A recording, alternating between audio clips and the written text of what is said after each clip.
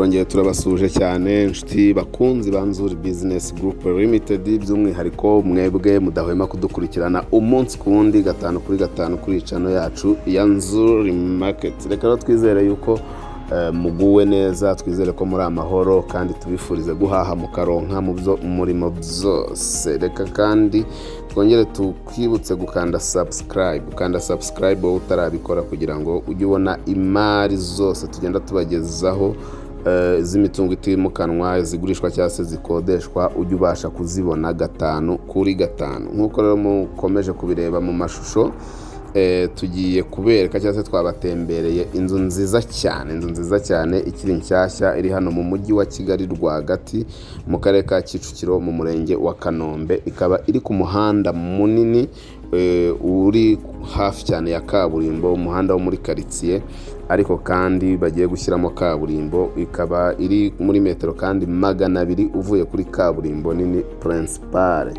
Iyi nzu rero ikaba ari inzu nshyashya kabisa, yubakishije amatafari ahiye yose, ikagira salon nini cyane, ikagira jardin nini cyane, parking nini cyane.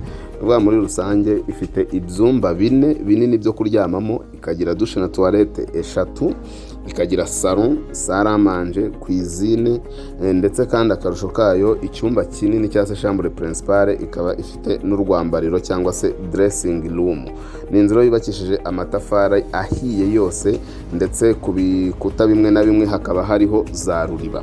Iyi nzu kandi ikaba ifite salon nini cyane nkuko muri kubibona mu mashusho, yubatse na gypsum, ndetse kandi ikaba yubatse mu buryo bugezweho. Ifite kandi annex nziza, annex ifite icyumba cy'umukozi, gikoni cyo hanze, stock, ndetse na toilette na douche byo hanze. Ikagira ikigega cy'amazi, ndetse na annex yayo irimo purafo kandi nziza cyane.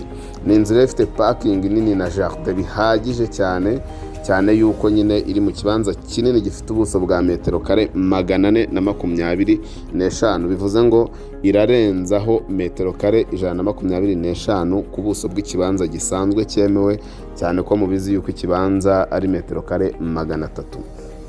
Reka rero tugusabe kugura iyi nzu rwose, kugura iyi nzu kubera ko ni inzu ya byungura, kuko irimo na garde-robe, cyangwa se utubati, ndetse na cuisine yayo ikabikoze. Akarusho kandi k'iyi nzu ntababwiye, iyi nzu ifite inzugi za muvura original.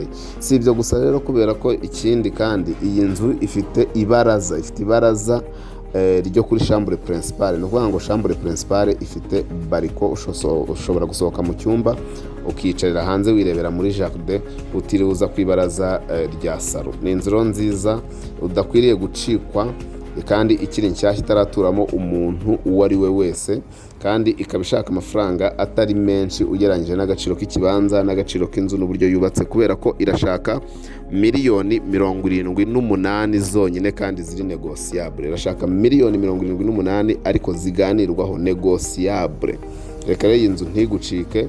Iyi nzu rwose irashaka amafaranga atari menshi, ariko kandi wayikunze n'ubundi wadusanga kuri za nimero zacu ku maskrini yanyu, ngira ngo mwagiye muzibona, arizo 0788 cyangwa se 078122 Si ibyo gusa rero, kuko ushobora no kudusanga aho dukorera hariya ku Muhima kuri Yamaha, ugeze muri feruje neza usa n'ujya Nyabugogo.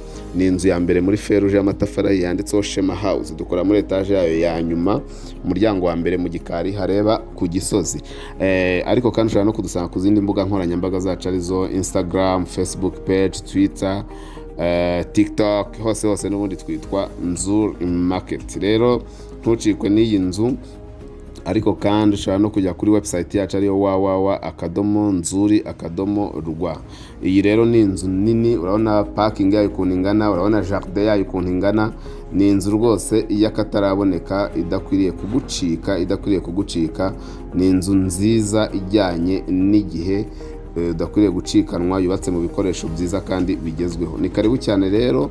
Tukibutse kandi gukora share ku nshuti n'abavandimwe kugira ngo bajye babona ibyiza byose tugenda tubagezaho gatanu kuri gatanu. Komeza ukande subscribe, ndetse ukore na share ku nshuti n'abavandimwe kugira ngo mubashe mutunganirwe. Tubahaye ikaze rero muri Nzuri Business Group Limited. Nawe ushaka kugura cyangwa kugurisha, wowe ushaka ko tukubakira, wowe ushaka ko tukumanagingira imitungo yawe, ni karibu cyane, turagufasha kandi neza bya kinyamwuga. Turabakunda cyane.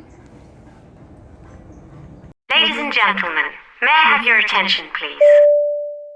Waba ufite byinshi wibaza ku bijyanye n'imitungo itimukanwa?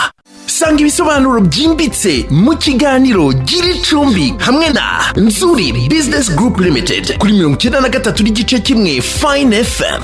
Nzuri Business Group Limited ni inzobere zigucungira imitungo itimukanwa, zigahuza abayigura n'abayigurisha n'izindi serivisi nyinshi zijyanye nayo, nko gukora ibishushanyo by'amazu ndetse no kuyubaka. Gira Icumbi hamwe na Florent, Clement na Dixon live kuva kuwa mbere kugeza kuwa gatanu hagati ya 2 na 3 za mu gitondo kuri 93.1 Fine FM na YouTube channel Nzuri Market. Sanga di makuru kuri Y-Shatu _ Nzuri _ Rawa.